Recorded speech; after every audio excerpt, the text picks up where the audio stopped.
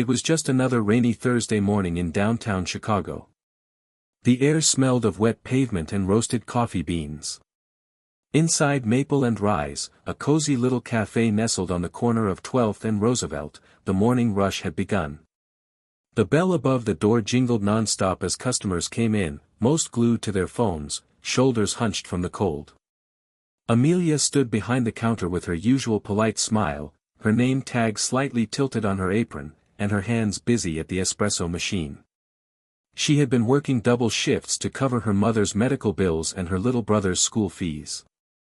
Tired eyes, yes. But her spirit? Still kind. She had dreams, big ones. She wanted to finish her degree in psychology and help young girls escape the trauma she herself had once endured. For now, though, life meant waking up before dawn and smiling through fatigue. Most customers were in and out. A nod. Thanks. Maybe a kind word here or there.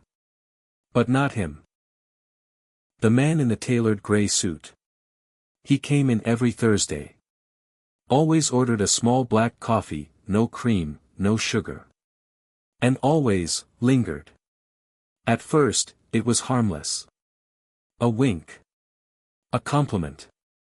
Then the comments became sharper, more suggestive. Amelia had tried to brush them off. Then came the touches, a hand that grazed hers a little too long when handing over the change, a lean over the counter that made her shrink back instinctively. No one ever said anything. Not the other customers, not the coworkers. People noticed, of course they did. But they chose to ignore it. It was easier that way. Until he walked in. He wasn't particularly flashy. No suit. No briefcase. Just jeans, a weathered leather jacket, and a tired but kind face. Maybe in his mid-30s. He had the kind of quiet presence that didn't scream for attention but somehow grounded the room. His name was Daniel. A construction worker on his lunch break who had just gotten laid off that very morning. He had come in for a coffee to collect his thoughts and figure out how to break the news to his wife, who was 5 months pregnant with their first child. He noticed Amelia immediately, not just her smile, but the way it faltered when that man approached the counter. Daniel sat at a corner table and watched. The man leaned over again. His voice was low, but not low enough. Daniel caught the words, "A girl like you should know how to say thank you properly." Amelia froze. Her smile didn't reach her eyes anymore. Her hands trembled slightly as she handed over the coffee. The man smirked and reached out, brushing her wrist. That was it. Daniel stood up slowly. Calm, composed.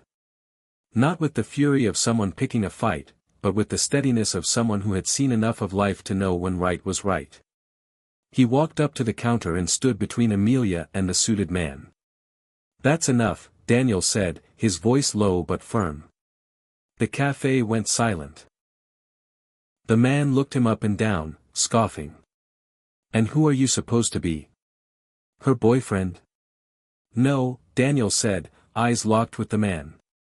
"Just someone who respects women." For a long moment, no one spoke. The man looked around, expecting someone to back him up. But the silence from the other customers, their averted eyes, told him everything. He scoffed again, left the coffee on the counter, and stormed out. Amelia stood frozen. She felt a strange cocktail of emotions, shock, relief, embarrassment, gratitude. "You okay?" Daniel asked gently. She nodded, biting her lip. "Thank you, no one's ever said anything." Daniel gave a small smile. "You shouldn't have to fight this alone." The story could have ended there, a simple act of decency, a stranger stepping in. But sometimes, life takes the most ordinary moments and turns them into the most extraordinary beginnings. After the incident, Daniel became a regular. He didn't come in for the coffee, not really. He came to check in on Amelia. They'd talk, about books, about life, about dreams they couldn't afford but still hoped for. Slowly, trust built between them like layers of brick and mortar. Amelia learned Daniel had once been in college, too, engineering. But life, as it does, threw curveballs. A car accident. Debt. Dropped out to work. Built everything from scratch. One morning, Daniel walked in with a flyer. A nonprofit was offering part-time scholarships for women in trauma counseling programs. Amelia's hands trembled as she read it. "You should apply," he said. "I can't afford it," she whispered.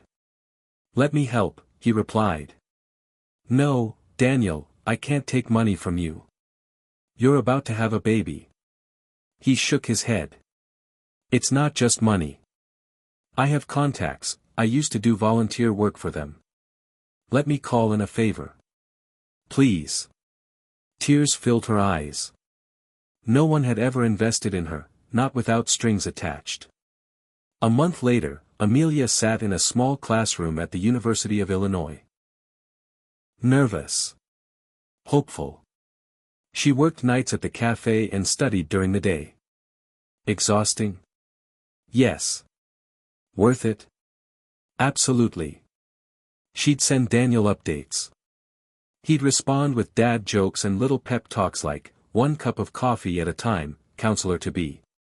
One night, she visited him and his wife, Claire, who had just delivered a baby girl. Amelia brought a hand-stitched blanket she had made between classes. They named the baby Hope.